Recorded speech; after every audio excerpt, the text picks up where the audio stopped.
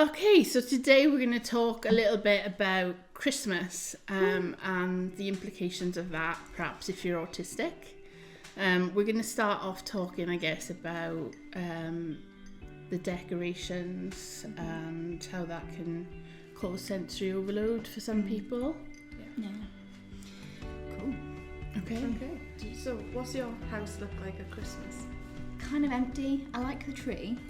Yeah. But then like all the other stuff, like the stuff hanging from the roof, like I hate that. Okay. So, but other people put it up and then I take it down.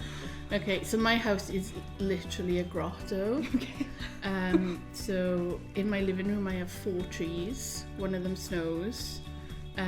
What? Yeah, so I have a Christmas forest one side of the room with 3 Right. trees and a train that goes around it. I've seen it. And then the other side I have a snowing tree. The snow's little polystyrene balls and stuff. I have loads of like Christmas teddies, and I do all the windows, I do all the ceilings, I put tinsel everywhere. So I'm very kind of sensory seeking when it comes to Christmas, but it has to fit the theme, so everything has to be the right colour in the right place. So it takes quite a long time to do. I think I'm somewhere in between, but I don't know if that's more circumstances than my autistic brain, because I've got a 2-year-old and a 5-year-old. So for the past couple of years it's been make it nice and pretty for them, like make them feel like they're part of the Christmas experience, get them excited, but also stop them from climbing the tree and putting tinsel around the dog and stuff like that. So it's quite mitigated by having 2 little ones. But just in terms of my own personal style, I love the tree and I kind of get attached. Does anybody else? Do you not like taking it down? Because you're changing what your house is going to look like drastically with just taking those things out. But don't you like miss the tree? Like you feel sad that it's in the shed? You have... Is that just... I like my house best at Christmas for sure. Yeah. It's lush, and then I hate it when it's gone. However, I would say Phil has to stop me from putting tinsel on the dog. No, you are not dressing the poor dog up with reindeer ears and tinsel. No. And no, you're not dressing the cats up.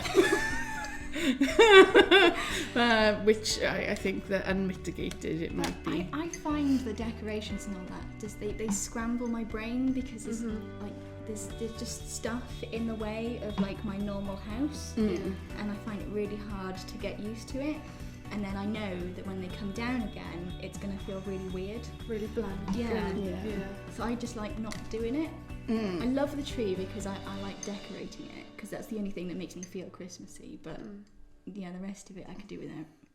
Yeah, the one thing that I think my autistic brain makes me stand out from a lot of the other people on the street even is I don't decorate the outside of the house. Not me. I can't see it. Because I can't see it, and I don't understand. Like, I think for other people, the theory behind that is I want to show that I'm Christmassy, something to look at when I come through the door, and make other people happy when they drive past my house. But my practical brain just says I can't see it, and I'm paying for the electricity. Not me. I'm exactly the same. I'm a bit of a Scrooge. I find them really overwhelming as well, especially like the really bright, flashy ones. Like they're really in my face. Even when you close blinds and curtains, you can see it. Yeah. I'm not a fan of like really abrupt twinkling. Yeah. No. I don't like that. Gentle.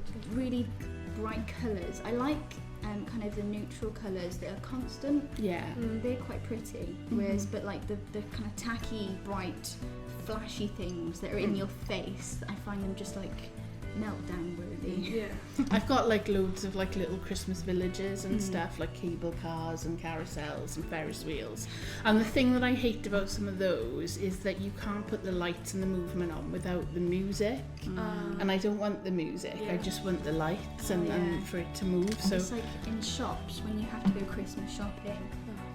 I don't like the music they play anyway, all year round. But then at Christmas time, it becomes like really the same song over and over and over and over again. And I'm just like, Doesn't it make you feel sorry for retail workers? I had when they go home. I had to do a Christmas temp job in Debenhams once. There were other shops available. And I I almost quit because I couldn't cope with Mariah Carey for any longer. She's a lot to take. I She's love a quite bit of Mariah Carey, to be fair. Yeah, but after 3 weeks of her non-stop. Yeah, true. I actually wrote I wrote a blog post a couple of years ago, and it was around Christmas time, and it was actually about Debenhams, and I know other stores are available. And We haven't been paid by Debenhams. No, okay? it's just because it's the biggest everything in one shop place in yeah. Swansea. And I based my blog post on that because in terms of sensory onslaught, Perfume Aisle is like, it reminds me of the autistic version of Gladiators where you go down the gauntlet. Yes. And they've got to dodge everybody, and it's a battle to get through. And that's what the downstairs of Debenhams is like to me. It's like Gladiators. Get ready.